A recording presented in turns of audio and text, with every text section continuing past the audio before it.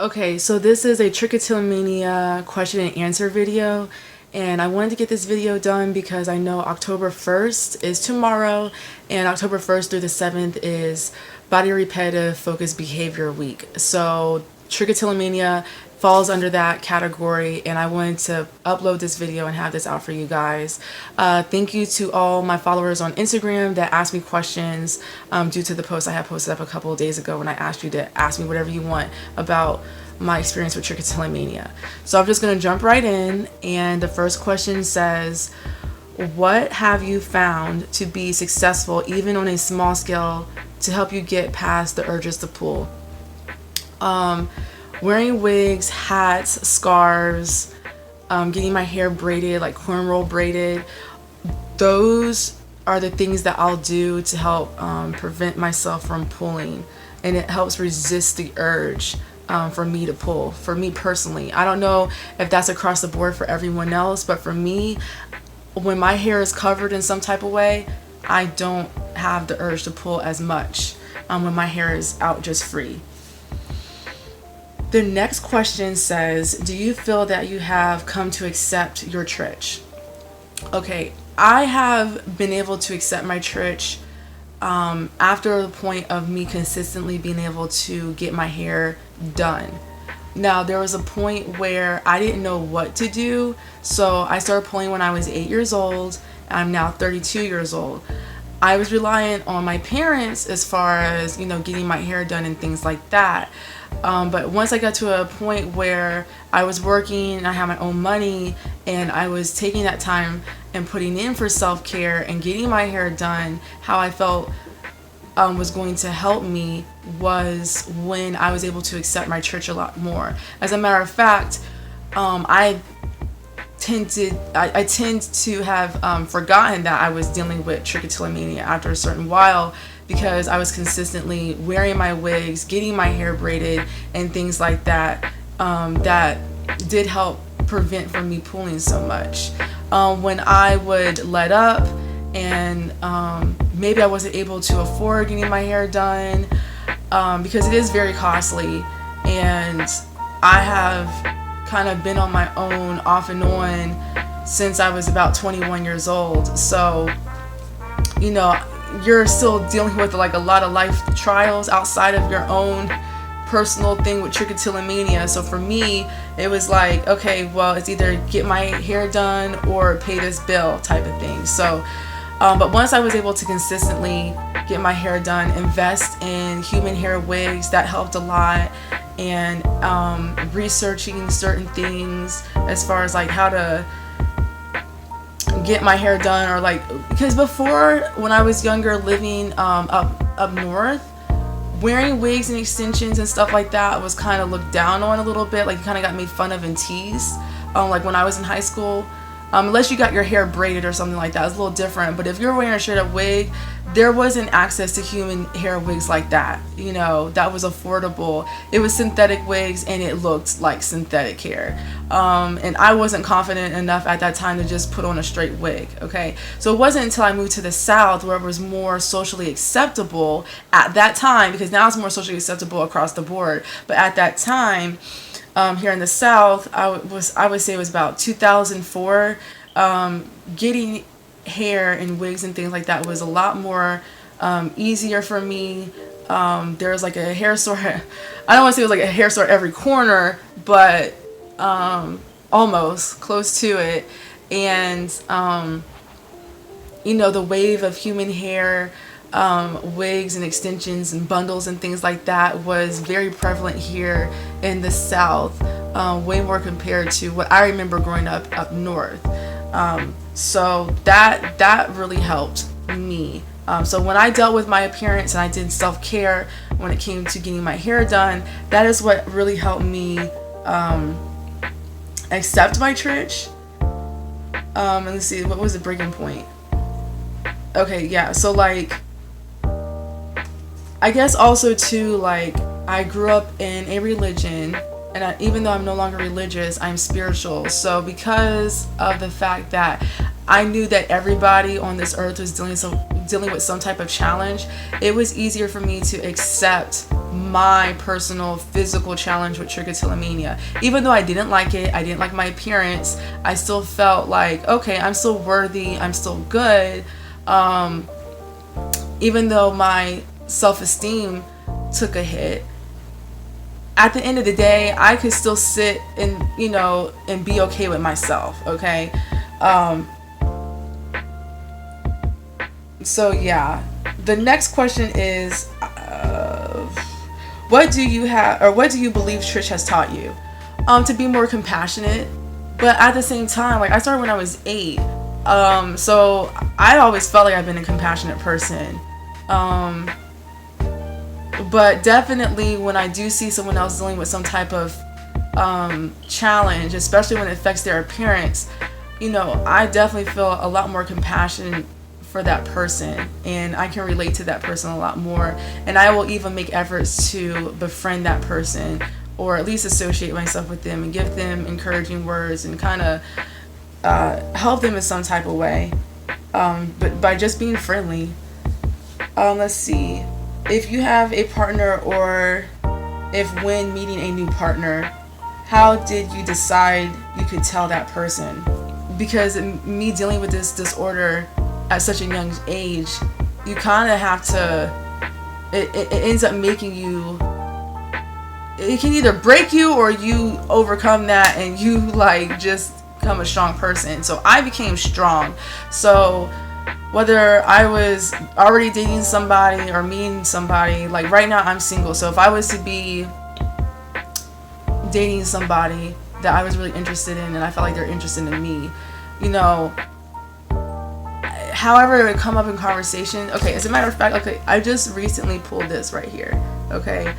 I'm going through some major healing process right now, so I've been kind of in my head about it a lot, so I've been picking a lot.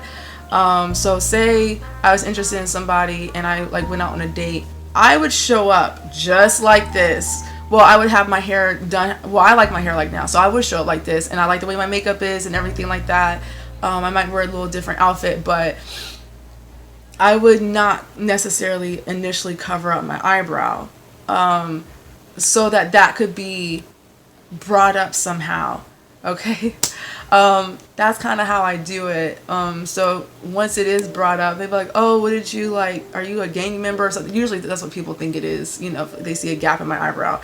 I'm like, oh no, like I kind of picked my eyebrow a little bit. Like I have a bad habit of picking my hair, like on my edges, and I'd be picking right here. Like when I'm sitting in traffic and I'm like anxious or something like that, I'll say that, kind of like how people bite their nails real bad, I kind of pick my hair real bad. I'll say it just like that. I'll say it nonchalant. People can understand nail biting, because if they don't bite their own nails, they know someone else who severely bites their nails, because that's extremely common. And yeah, and it's kind of like, okay, moving on, and depends on how much I feel like that person is investing in me. If I feel like they're a good candidate or whatever, then I may go ahead and tell them. Because I switch up my hair a lot, they're already kind of like, your hair is blue? You dyed your hair blue? Or your hair is long today and it's short yesterday? You know what I'm saying? So, well, I don't switch up that quick, but I switch up quick enough for them to see, like, how did you have blue hair and now you have short curly hair, and last time I saw you had braids? Like, they see that, and then like that's where I'm able to kind of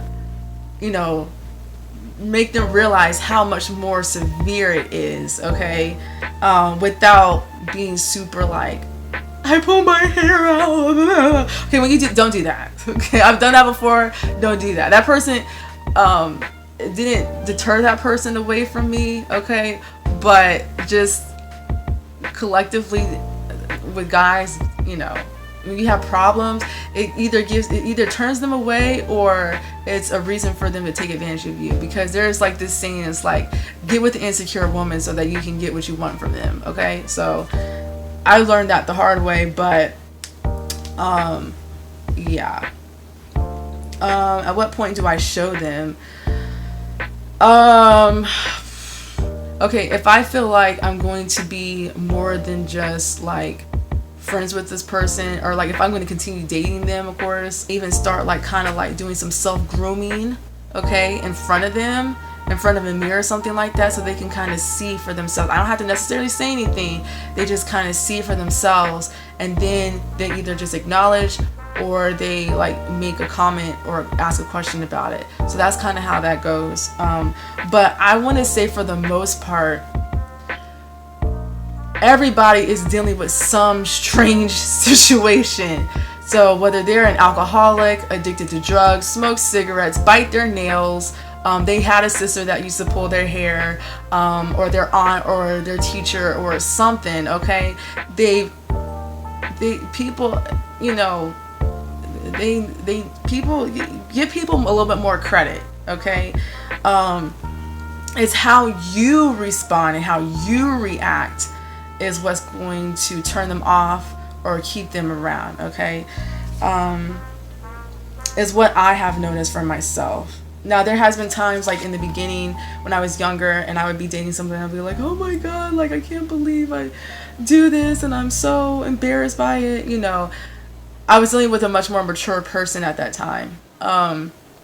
He was older, and as a matter of fact, when I told him about it, he didn't even believe me. And I'm like, how can I go through these extreme emotions and then you not believe me? It wasn't until I showed him the Becky O video about the, like, how the trials of trichotillomania is when he was like, oh, I thought you was making that up.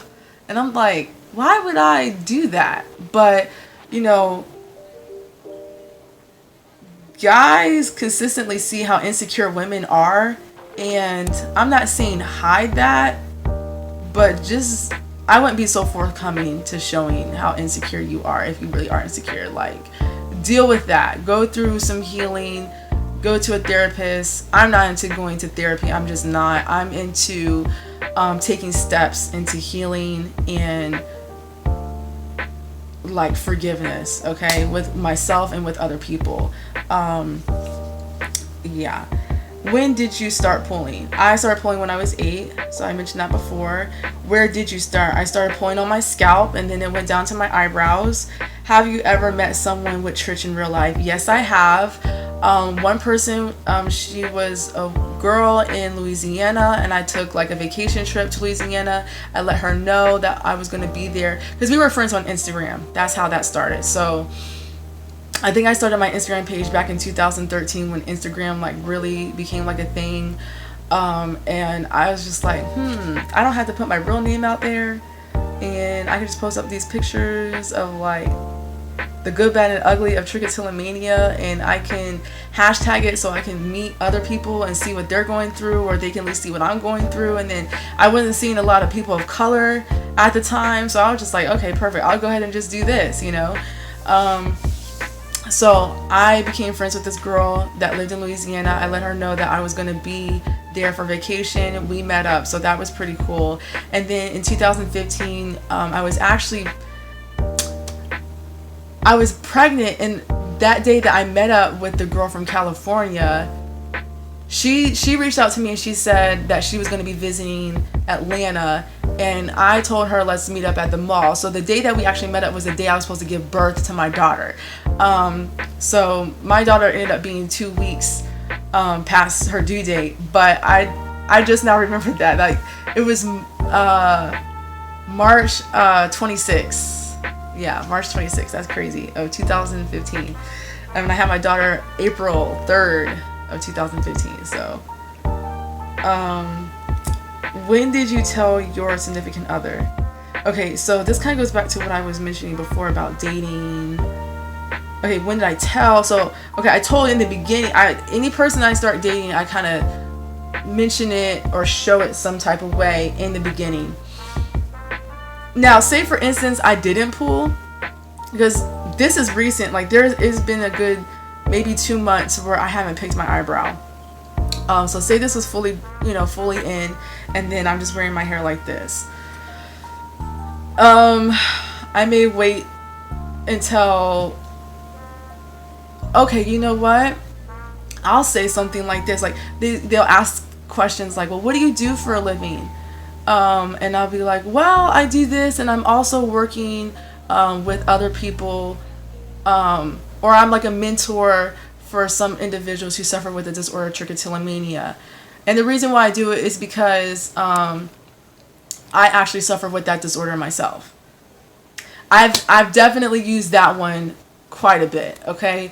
Now, I'm not lying, because I do. There are individuals that I do talk to on a regular basis who do suffer with Trich, and they have my phone number and access to reaching out to me anytime that they want to, and we talk. And I'm kind of a mentor to a younger individual who suffers with Trich. So I also do that. Now, I suggest using that too. Even if you don't necessarily mentor another person with Trich, but I would twist it and form it however you need to if you want to use that technique as well. Let's see. What has been your biggest obstacle to self-acceptance about Trich, and how did you overcome? The fact that I was doing it to myself, pulling out my own hair, and like not understanding why I was so addicted to doing it. And before, I wasn't even using the word addicted, okay, at a young age. I was just like, I didn't even use the word uncontrollable urge either. I was just like, I just always felt like I wanted to do it. I liked the feeling, okay? So it wasn't until I think it was like 2013, 14-ish, and I had read an article or saw a video, and basically the same brain signals that was going off for a person who was addicted to heroin was the same brain signals that was going off with a person who was pulling out their own hair. And that right there, I was like, okay, I have a strong addiction to pulling out my hair, because I do like the feeling, and there's some type of chemical thing going on inside of me that makes me feel good when I do it. Now, I don't like the results of what happens and what I look like, okay, because of it messes up my appearance with my hair.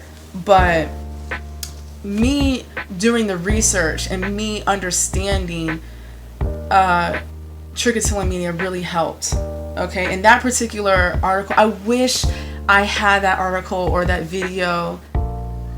And as a matter of fact, like, I think it was an article because it showed the brain signals of a person who pulls out their hair and a person who's addicted to heroin. So that's how I overcame it. I was doing my own personal research, and the obstacle was dealing with the simple fact that I was doing it to myself. The next question is, what supplements do I take? So I take silica and sulfur, biotin, and folic acid. Biotin and folic acid I was taking in the very beginning when I didn't know any better. But sulfur and silica, across the board, I feel like that's not talked about in the hair community or hair growth community at all for some reason. And it really does need to be mentioned a lot more, because those are trace minerals, if that's correct. But basically, sulfur and silica get down to your molecular structure. You need the basic ingredients, the basic nutrients for your cells to thrive off of, okay? So to rejuvenate your hair follicle, especially for us individuals who go for the root, okay? We want to go for that root and pull out that root and see that root, pick off the root, rub it across our lips, and then pick it off, whatever little ritual that we do. We need to regrow that root back, okay? In order to do that, you need silica and sulfur, and also DHA. And DHA can be found in walnuts, or you can get it from eating fish, or the fish oil. So yeah, I would definitely do some research on silica. That comes in a liquid form, and MSM usually comes in a powder form. Hold on. Yeah, sulfur is in a powder form, and it doesn't taste the best, but it is worth it. You can get it in capsules, okay? So that way you don't have to really taste it so much. Or you can get onions or garlic, because garlic and onions have a lot of sulfur in it. And when you get it from the store, it may not say sulfur. Actually, it's not going to say sulfur. It's going to say MSM, the supplement aisle. And I get mine from Sprouts, or I order it online. Silica, I definitely would order online. And that doesn't taste too bad. It's a little bit thicker than water, and it's got a slight chalky taste to it, but not too strong. And there's some silica where you can buy it where it has a little bit of flavor in it, and I just squirt it in my mouth. I don't even measure out the teaspoons or anything like that. Just squirt some in my mouth and keep it going. Let's see, what stresses you? Okay, this is specifically when it stresses me out to pull, I guess is what she's asking. A lot of things stress me out. Not all the things that stress me out I end up pulling. Okay, I'll say that. But when I do pull is when I'm sitting in traffic sometimes. Not all the time, but often. And when I'm super excited or super anxious about something. Okay, because excitement and anxiety are two closely related signals in your body that goes off. Okay, so I could be going to Six Flags tomorrow and I know that, and I'm like super excited to go because I love roller coasters. So I'm anxious. I'm like, okay, I can't wait for tomorrow because we're gonna go to Six Flags. Like I'm like that sometimes. Or okay, when I'm sleepy, I get to a point where I pull a lot. Like if I'm really tired and I'm fighting my sleep, because I do that stupid stuff. Like I don't know why I do that. I fight my sleep and I end up pulling. Or when I'm hungry and I am not being, I'm not doing a lot of self-care and I'm avoiding eating for whatever reason out of laziness or just being stuck, okay? Because that sometimes happens for me. But when I'm hungry, I end up getting agitated, and when I'm agitated, then I start pulling. Or just when I have a lot on my plate and I don't even know where to begin. Okay, so the next question is, hold on. I wrote the same question twice. What are you going to do in the future to prevent yourself from pulling? Okay, so I believe the reason why this individual asked me this question is because I just recently shaved all my real hair off down to my scalp. So this is not my first time doing it, it's my second time doing it. And the first time, I don't want to say it was a fail, it was actually really good, but I ended up relaxing my hair and I was still pulling because I thought okay, I stopped the habit of pulling. But then a stressful situation happened and I ended up pulling. And I pulled so much where it was difficult for me to cover the bald spot with my natural curly hair state. So I ended up relaxing it, and because the way my hair lays down when it's relaxed, I was able to cover it a lot better. So I shaved it off again because those bald spots, I kept picking in the same, I pull right here, here, and over here, and some in the middle, but all in the front is my place to pull. It's like heaven when I'm pulling there.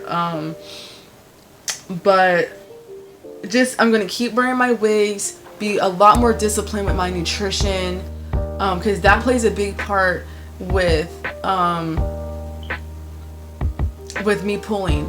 I didn't grow up eating the healthiest, so I feel that plays a big role in the reason why I pull. Outside of just childhood traumas, but my nutrition is very slack, so I know that when my brain is functioning better when I do eat well, I don't pull. Also being more disciplined about getting to sleep and being well rested, and also to learning how to heal and letting go when stresses do come up in my life, okay? Because I tend to be very fixed in the line of thinking that I have when it comes to something. So for the most part, I am flexible, but when I have my mind made up on something and it doesn't go the way I wanted it to go, it kind of throws me off. So I can end up in a pulling frenzy with that. So just recognizing situations more like that, and not giving into it in pulling, and just going through the steps of healing properly and forgiving myself and the situation that I'm dealing with at the time. The last part says, and what do you do when you've shaved and there's nothing to pull? What do I do?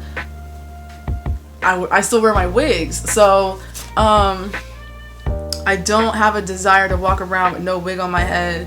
I don't have a desire to just keep shaving my hair off either. I just did that for you know, helping me break the habit of pulling my hair. So that is one of the techniques that is being used to help individuals stop pulling. Is that you shave all your hair off so there's nothing to pull. And I go the step further in putting on the wig. So yeah, so that was the last question. If there's any more questions that you want to ask me, feel free to do so.